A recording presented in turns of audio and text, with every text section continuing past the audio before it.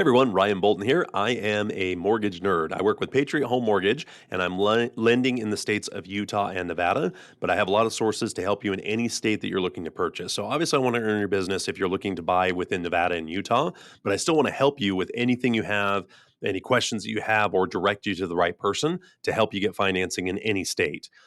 So let's jump into our Q&A video today. I've got a bunch of questions here I wanted to answer.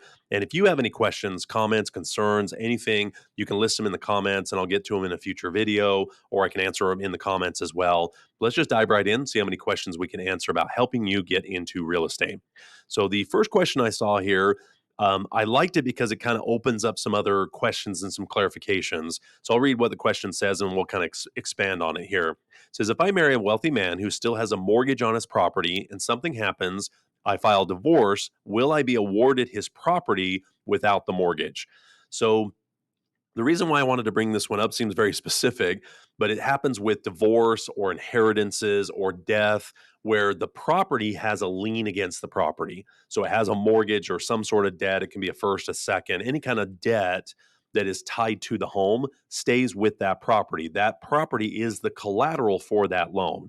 Now, that doesn't mean the person that just leaves or goes away doesn't have some sort of repercussions for their credit to also go after the remaining debt or to do that type of thing. But just because someone gets divorced or passes away or moves away or something like that happens doesn't mean the debt just kind of goes with that person because it's tied kind of to the person and the property.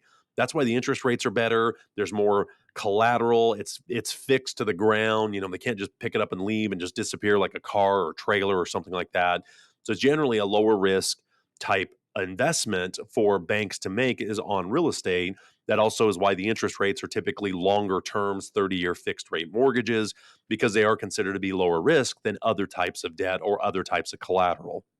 So it's interesting here. I mean, if you're already thinking about divorce before you even get married, I mean, that's something I guess you got to think of, but it's kind of an interesting thing. That's where you can sign a prenuptial agreement, or just because it doesn't mean you'd get the property in the divorce. I mean, there's a lot of things going on with this particular question, but I've had a lot of people ask me about inheritances. The husband, father, passed away, the kids are getting the home, something like that, and they wonder what happens with that reverse mortgage, what happens with that traditional mortgage, and there's a vehicle there to get that thing paid off when it sells.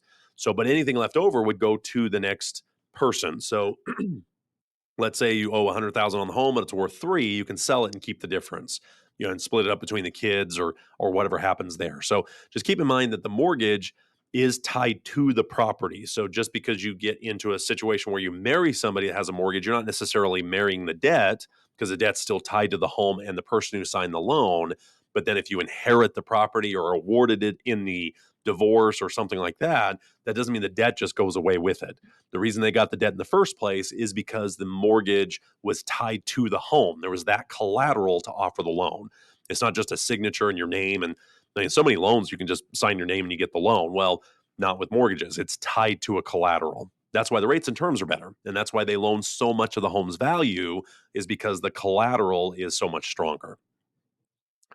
Next question I saw on this one. It's kind of an interesting one as well. It says, I'm going to renovate the kitchen in my rental home without telling the landlord. Do you think the landlord will appreciate that since I'm adding value to the home? No, don't do that. One, you're wasting your money.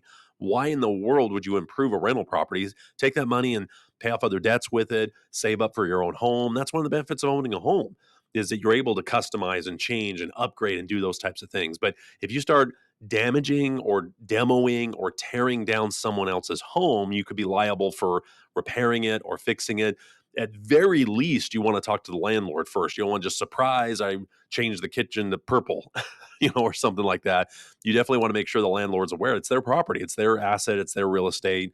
You don't want to sit there and do major repairs to a home, especially when you don't own it. And frankly, it's really a waste of your money. You're not going to gain any benefit from doing it other than your use. You're better off saving your money. You really are. But I think it's funny here that you think they'll appreciate it. I would say they would appreciate you telling them you're going to do that. Then they can say, hey, yeah, I agree to it. Yeah, that's going to be fine.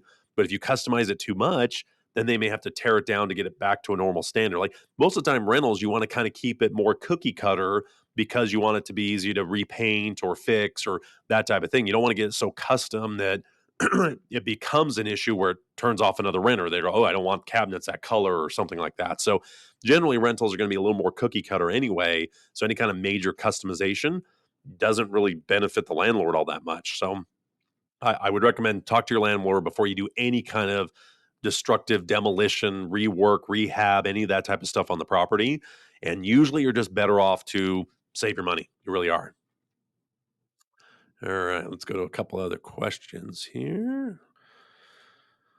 Let's see. Can I back out of buying a home after inspection? The answer is yes, as long as the deadline hasn't passed. So, in most states, especially Utah and Nevada, there's a section that will have dates that once you pass that date, you can't back out of the contract without risking your earnest money if that's the reason you're backing out. So, in Utah, we have a seller disclosure deadline that the seller is supposed to tell you. It's about 60 questions of just stuff that's happened with the home. Have you done remodeling? Has there been flooding? Is the roof okay? What amenities are in the home, like solar panels? I mean, any of these types of things.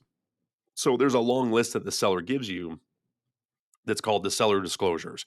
Typically, after that, it's called the due diligence deadline. This is where the home inspection would kick in. So you have that time frame, and it could be anywhere between 10 to 14 days after the contract's accepted to be able to do home inspections, walkthroughs, kind of really get into the home. Just like buying a car, you just get into it and run around for a few minutes is not really a full inspection. So when you go to an open house or something like that and you're just kind of walking around, that's great. But once you get a home inspection, kind of go in and really kick the tires, check every outlet, turn on the faucet, turn on the air conditioning, turn on the furnace, just kind of go through everything and make sure everything's working. If you find something wrong, you can say, you know what, this isn't what we want. Or you can go back to the seller and say, hey, fix, X, Y, and Z, or lower the price or something like that, but you just have to do it before that deadline passes. Now, I know some states there isn't a deadline for it. You can go all the way right to the settlement deadline, but almost every state does have a time frame to allow you to really get into the home, make sure it's what you want, and to back out if you find something wrong. Maybe you find termites. Maybe you find out the roof's caving in. Maybe you find out through the seller disclosures that there was major flooding in the bathroom. So you do a mold test and find mold. I mean, there's all kinds of stuff that can happen with a home. So not only do I really recommend a home inspection, but if there is a problem that just can't be resolved and you decide I don't want this house anymore, you can back out as long as it's before that date. Then in Utah, so in Utah, you have the seller disclosures, due diligence, excuse me. Then you have the financing and appraisal deadline. So you have an additional deadline after you do your inspections to make sure your financing is still in place, make sure the appraisal comes in at time, and then you have your settlement deadline, which is when you go in to sign. So as long as you're not past those deadlines, you can say, okay, for this reason, I want to back out. I want my earnest money back. We'll move on to another house. Now, a lot of times you see maybe some renegotiation, say, well, now that we know there's a problem with X, Y, and Z, we either want you to fix it or we want to lower the price or something like that. That's usually what happens, but there's nothing that really says you can't back out of buying a home unless you miss a deadline. Then you can't use that as a reason why you're backing out. And that's where you can risk your earnest money deposit.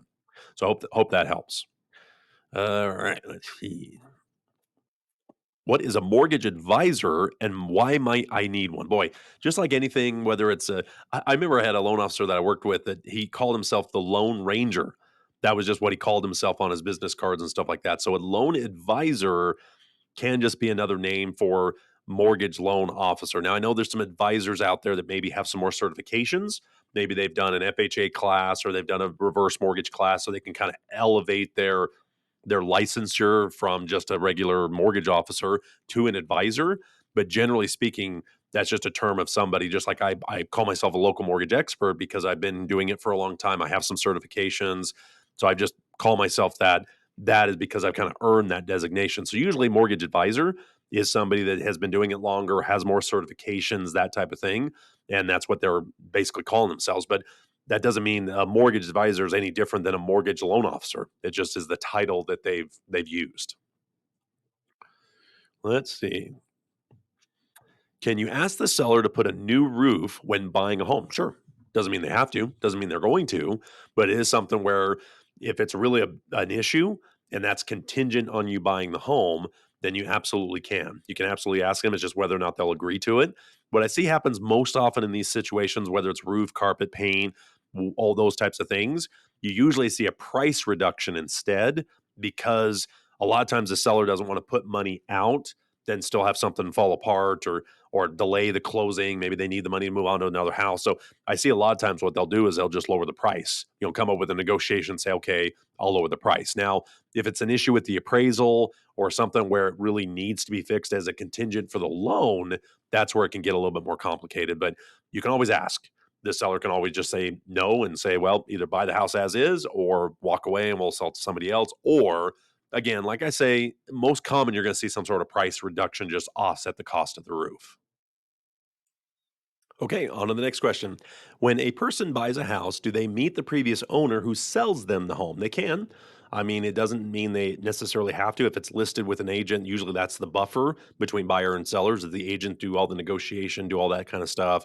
But I have seen times where they meet near the at a similar time at the title company. So that might be the first time they ever meet. Maybe they do a walkthrough or a home inspection or something. They happen to be there. So there is times where they interact, but I would say it's fairly uncommon, because that's why the agents are there, is to kind of have that buffer between the two, because it can help or hurt the situation. So it's just better to kind of just keep it neutral. That's why you have the real estate agents, but doesn't mean you can't, doesn't mean you won't run into them, doesn't mean you can't just go there some other time when they happen to be there. But there's other times where maybe they're selling a home that they've already moved and they're in another state, so you never even meet them. I mean, that's just about as common as not meeting them. So I would say, of all the homes I bought, I probably ran into the owner maybe a couple of times, and most of the time is either at the closing table if they happen to be closing or signing around the same time, or maybe again just had to swing by the house to take a look and they happen to be there. But generally speaking, you really don't meet the owners that often. And any agents that are watching this, maybe they can attest to that, that it's almost something where that's what the agents are for, is to kind of buffer any negotiation and communication between the buyer and the seller. Let's see what else. Let's click and do a refresh. Let's see what we're doing on time. We're about 12 minutes or so, give or take. So let's see what else we got. Let's see. If a home is in LLC, can a bank use it for collateral for the loan? Many loans, especially the best interest rates out there, are not going to be tied to an LLC or a business. They want to be tied to an individual person with credit, income, assets. It's just easier to get the money back if something were to go wrong. Where an LLC, you can just file a bankruptcy on just that LLC. The LLC may not have a credit score or other income assets, none of that type of stuff. Now, what you can do is, and what happens a lot, is you'll get the loan in your personal name and then warranty deed the property into the LLC, but the debt is still in your personal name. So that's common. Now, some states may have transfer taxes when you either move it back out or back and forth. So you want to be aware of that. But it is very common for a person to kind of do the loan in their name to get the better interest rates and terms, then warranty deed or quick claim the property into the LLC. So it has those protections, turn into a rental, whatever they're doing. Then when they go to sell it, they can sell it as an LLC to another person. Or if they have to refi, they have to move it back from the LLC back to their name, back to the LLC. So there's some moving parts when it comes to that. But generally speaking, the banks, especially with the better interest rates, aren't going to loan directly to the LLC. They're going to want to loan to the actual individual, the actual person. Let's see, what do we got here? My parents are 72 years old. I want to sell their house and buy a new house. Let's see. I'm sorry. My parents are 72 years old and want to sell their house and buy a new house. Is this a good idea at their age? I'm selling my home and renting an apartment. So why not? I mean, it's something, I still think you're better off to own than to rent. And if they have another house that they're selling and they're rolling that equity into the new house, if they're downgrading, if it makes it more comfortable, why? We can't actually discriminate against somebody's age. So we can still get them a 30-year fixed. And I've had people say, well, I'm 60, I'm 70. Can I do a 30-year fixed mortgage? Absolutely. We cannot discriminate based on age other than being old enough to sign the contract. So you can't be 16 or 15 or 14 or something like that. That's the only part that it's not really discrimination. It just has to be old enough to sign the contract. But as far as 72, 82, we can still do a 30-year fixed mortgage. And if it makes sense for them, if they're getting a more affordable payment, maybe cheaper taxes, maybe less maintenance, moving into an HOA or condo or something like that, there's really no reason why they can't sell and get another house. And I'm a big believer in the real estate than just throwing your money towards renting. So it says he's selling his house and renting an apartment. I don't know why you're going backwards. There's obviously a story there why you're going backwards with it. But I think owning a home, I'm in the business. I'm drinking the Kool-Aid. I've got rental properties. I've got other properties I own. I'm always going to be a big believer in real estate and big believer in leveraging the money with mortgages instead of tying up all the money onto one piece of property or a large down payment. I think you're better off to have that cash flow, to have the money in the bank, to be able to use it to make payments while they're being remodeled or while you're finding renters or something like that. I just think it's better to have the money and have a little additional debt on the real estate. So, um, just because they're 72, I would not say that excludes them from selling and buying another house. Now, if they're selling a cheaper house and going to something way more expensive, maybe that's something to have a conversation about. But general, generally speaking, people at that age are usually downsizing. They're at a stage where they don't need as many bedrooms or don't need this big yard they have to maintain. They're usually trying to find something that they can retire in or pass away. And, they're trying to downsize the expense, downside the liability. And that's a great way to do it. And you're locking in the house payment. Why would you want your 72-year-old to go into some situation where the rent could go up every year, where a house wouldn't? The payment on the house payment wouldn't change other than incremental changes maybe in the taxes and insurance, but you're not going to see the jumps that you do in renting. So I would never tell my 72-year-old to go from owning to renting unless, I mean, there's some factors that go into that. I can't say never, but it is something where they're far better off owning the house, more control over it, more control over their expenses, locking in their payment, not having to worry about rents going up and down. I think it's better off for them to be in their own home, honestly. All right, let's go and see what else we got. Click a couple buttons here. I want to go to my Facebook and see. I thought there was a really good question there. What are the options of getting out? What are the options of getting out of an equity loan? Can you sell your home with an equity loan on it? Yes. So what are the options of getting out of an equity loan is either paying it off or when you sell the property, that debt goes with it. So for instance, let's say you have a $300,000 house, you have a $200,000 first mortgage and a $50,000 line of credit, then you owe 250. So if you sell it for three, those two debts would be paid off. Whatever's left over, you would get back. Now you'd have commissions and title fees, taxes, you'd have other stuff that would come off that price, but you can absolutely see. It's amazing how often I have people that'll sit there and say, well, I can't sell the property because I have a mortgage against it. Well, the mortgage shouldn't be what is the home is worth. There should be equity. There should be a difference between what you owe and what the property is worth. That difference is what you get to keep, and that's what you're growing when you own a home instead of when you're renting. So as you pay your payment, the balance goes down and the home appreciates. So that gap is what you get to keep if you ever sell the home. So once you pay off the debt, everything else goes back to you and any other fees. Like I said, commissions from the real estate agents, maybe you owe some property taxes, title fees, maybe you're going to pay for the home warranty for the buyer. I mean, there's stuff you're going to have to take out of your sales price. But whatever the difference is between what you net and the mortgage, you get to keep the difference, whether it's a first, second, third, fourth, no matter how many mortgages you have on the property, once you sell, the difference you get back once all the debts are cleared off. So I have had a lot of people say, well, I can't sell because I've got a line of credit or something like that. And that's just not the case. You can obviously sell. Now, if you owe more than what the property is worth, that's a different situation. Now, you've either whether it's because the value's gone down or something with your loan makes it go up or something like that, then you have an issue of having to bring money to the table to sell the property. But that's very rare. I mean, I haven't seen anybody been underwater since '08, '09, that type of thing, where people were borrowing more than what the home is worth, or the values just dropped overnight, because of just some bad lending practices. But I don't see anybody that's owned a home, that's had a home for the last 4 or 5 years, that is upside down. Almost all of them are going to have some sort of equity in the home when they go to sell it. Let's see how we're doing on time. Let's see if we can squeeze one more in here. Da, da, da, da, da, da. Da, da, da, da. Why do most Americans own homes? Why do most Americans who own homes have mortgages? Why aren't more people who have inherited their homes from their parents? So, a lot of it has to do with home prices. Home prices have gone up to the point where mortgages make sense. And here's my honest answer: why in the world would you want it free and clear? It's one of those things where you can leverage that mortgage better than you can do any other type of debt that's out there. You get tax benefits with it. You get a lock in a payment for 30 years, and you can use that difference of down payment to pay off any other debt, increase your emergency, buy multiple properties. So for me, mortgages can be leveraged. They can be an absolutely incredible wealth building tool if done correctly and if done with long term aspirations. I think one thing we see, whether it was the dot com boom, the crypto booms, whether it's real estate booms, is everybody gets thinking short term on this thing. I'm going to buy it, own it for 6 months, flip it, flip, flip, flip, buy the next one, buy the next one, buy. they're never really supposed to be that kind of short-term investment. They're designed to be a longer-term investment. But if you got $400,000, you can buy more than one house. Why put it all into one house? Would you take 400,000 and put it into one stock? Of course not. Would you take 400,000 put it into one piece of gold? No, everybody says diversify. With mortgages, you can diversify by not having to buy 100% of the home. You can basically buy 5% of it, but own 100% of it. You can put 5% down, have a 95% loan. Then you can do that a couple times. You can own a couple different properties.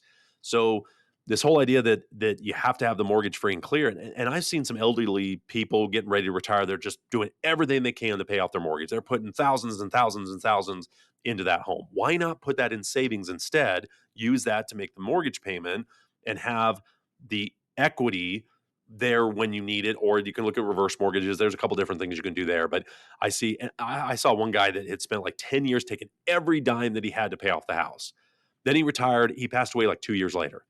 So he didn't have a mortgage payment for 2 years, but he took everything he had to pay off the mortgage instead of saying, okay, I'm going to make the minimum payment. I'm going to put the rest into a savings account, build that up so it's earning an interest rate, then use that chunk of money to offset the mortgage payment for the next 10 years. So there's just better ways to use your money that I can show you. And I've helped a lot of clients with that you can use mortgages as a way to leverage, as a way to be more secure and to have more money in the bank. So when you put all that money down, how do you get it back? When you pay off a house, when you put all this extra money towards a house, how do you get the money back? By selling or refinancing the home. So if you're husband and wife and the husband passed away and the wife's sitting there with all this equity that she can't even get to, she can't pay the grocery bill, she can't cover emergencies, she can't do anything because she has all this equity she can't get to without selling or refinancing. Maybe she doesn't work. Maybe she's only living off pension and social security or that type of thing. So she can't even qualify for the loan at that stage. Would you rather have that or 200,000 sitting in the bank and a $200,000 mortgage sitting over here that you can use the 200,000 to slowly make the payment if you need to? So I just think having the money in the bank is way more secure than having a bunch of equity you can't get to. So that's kind of my stance on that. I'd love to, if you have questions about that, I'd love to talk to you. I've helped a lot of people just kind of relook at maybe kind of doing a combination of paying a little extra to the mortgage, but also paying more to their savings. So that's building while the mortgage is going down instead of putting everything towards a mortgage. Think of it this way. If you pay off a home, is it worth more? If you take all your money and start paying down that mortgage, does that make the home worth more? No. But if you take all that money and put it in something that's earning an interest rate, does that go up in value? Yes. So again, there's some sophistication with it. There's some stuff. There's risk, of course, with anything, but it's something where I think you're better off controlling your own money. You're better off building up your kitty over here and making minimum payments or on the mortgage at least. Get rid of all the other debt. So I'm a big believer that the only debt you really should have is the mortgage. Get rid of the car payments, get rid of visas, get all those stuff. The interest rates are worse, terms are worse, all that type of stuff. Plus, paying off a $10,000 credit card or putting 10 grand towards the home, you'll go way further paying off the credit card. So all you have is the mortgage. It's just what you're doing with the difference. That's really where I can show you some options. So I'd love to help you, whether you're looking to buy, refinance a property in Utah, Nevada. I can help you directly. But if you're looking for any state, I can help you with that as well. Just have to refer it to other loan officers within our system. But I'd love to work with you on buying a home. I'm a big believer in real estate. Yeah, interest rates are worse than what they were. So maybe your buying power has gone down. But that doesn't mean you should just bury your head in the sand and not buy a home. Just buy a home you can afford now and be ready when rates go down or home prices change or whatever, you'll be in a better situation. Think of it this way. Ask anybody that bought a home in the last year or two regretted buying a home. It's a very, very small percentage. It's not just about interest rate. It's about security. It's about locking in your payment. It's about the pride of having your own home, your own space, your own yard, being able to put a picture up wherever you want to, change the color of the wall, being able to decorate. I mean, I love those Home Depot commercials. I love doing home projects around the house because it's mine. I'm not going to do that to a rental. Why would I? You know? But as far as going customizing the home, having pets, how many of you right now are renters that can't have a pet? I don't know what I'd do without my boy, my shadow butts, my boy. I mean, I love my dog, and I'd hate to not be able to have a dog just because I'm renting a home. So it is something where home ownership wins in the long run. I want to help you be a homeowner. So let's get started today. Check out my website, which I think is down below here. Check out my website. We don't have to do an application. We don't have to pull your credit yet. Let's just find out what you qualify for, and then you'll be ready to buy when the time is right. So check out my website, ryanbolt.com, and we'll see you on the next video.